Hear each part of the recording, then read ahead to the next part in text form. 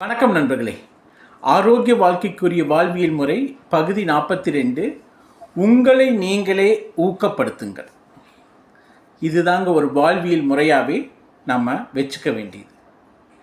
ஊக்கப்படுத்துதல் அப்படிங்கிறது நம்ம அடுத்தவங்க கிட்டேருந்து எதிர்பார்க்கறத விட நம்ம உள்ளுக்குள்ள ஆழ் மனதிலிருந்து நம்மளை நாமளே ஊக்கப்படுத்தி கொண்டால் அது நம்மளுடைய வாழ்க்கை பயணம் ஆரோக்கியமாக 90, 100, 120 வயசு வரைக்கும் போகிறதுக்கு ஈஸியாக இருக்கும். ஏன்னா நம்மளை நாமளே ஊக்கப்படுத்தினா யார் ஊக்கப்படுத்துவோம்? நம்ம உடல் ஆரோக்கியமாகவும் மனம் ஆரோக்கியமாகவும் ஓடிட்டே இருக்கணும்னா நம்மளை நாமளே ஊக்கப்படுத்தணும். அப்போ உங்களை நீங்களே ஊக்கப்படுத்துறது ஒரு ஹேபிட்டாக பழக்கமாக வச்சாதான் அந்த வண்டி எந்த ஒரு தடங்களும் இல்லாமல் வாழ்க்கை பூரா ஓடிக்கொண்டிருக்கும்.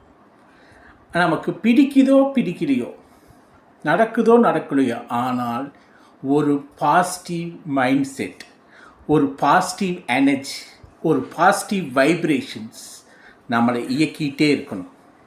அதுதான் டில் எண்ட் நமக்கு ஒரு நல்ல ஆரோக்கியத்தையும் நல்ல மனதையும் நல்ல செயலையும் கொடுக்கும். அப்போ நம்மளை நாமளே ஊக்கப்படுத்துறது எப்படின்னா, எப்படி நம்ம காலையில் 5:30 மணி 5 மணி 4 மணி 4:30 மணிக்கு எந்திரிக்கிறோமோ அது நம்மளை ஊக்கப்படுத்தினால்தான் நம்ம எந்திரிக்க முடியும். நமக்கு ஊக்கப்படுத்தலைன்னா நம்ம காலையில் பெட்லேருந்து எந்திரிக்கிறது கூட கஷ்டம். ஸோ நம்ம ஒவ்வொரு நாளும் நம்ம ஒவ்வொரு சின்ன விஷயத்தை கூட சடைஞ்சிக்காமல் நம்ம உடலையும் மனதையும் ஒரு தெம்பாக ஊக்கப்படுத்திக்கிட்டே இருக்கணும். அப்படி ஊக்கப்படுத்தி கொண்டே இருக்கும்போது தான் உங்களுடைய உடல் ஒரு விதமான நேர்மறை எண்ணத்தையும் நேர்மறை வைப்ரேஷனையும் ஃபீல் பண்ணும். அந்த உடல் ஃபீல் பண்ணாதான் மனதுக்கு அது டிரான்ஸ்ஃபர் ஆகும். அப்போ அந்த மனதுக்கும் உடலுக்கும் ரெண்டிற்கும் டிரான்ஸ்ஃபர் ஆனால் தான் அது செயல்களில் தெரியும். நீங்கள் செய்யக்கூடிய செயல்கள் ஒரு பாசிட்டிவ் அப்ரோச்சோட பாசிட்டிவ் ஒரு செயலாக சேரும்.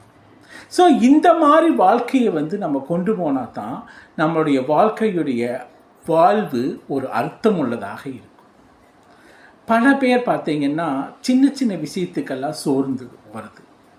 ஒரு கஷ்டத்தை தாங்கிக்க முடியாமல், ஒரு சோர்வை தாங்கிக் கொள்ள முடியாமல், ஒரு மனசு ஃப்ரஸ்ட்ரேஷனில் ஊக்கப்படுத்த முடியாமல்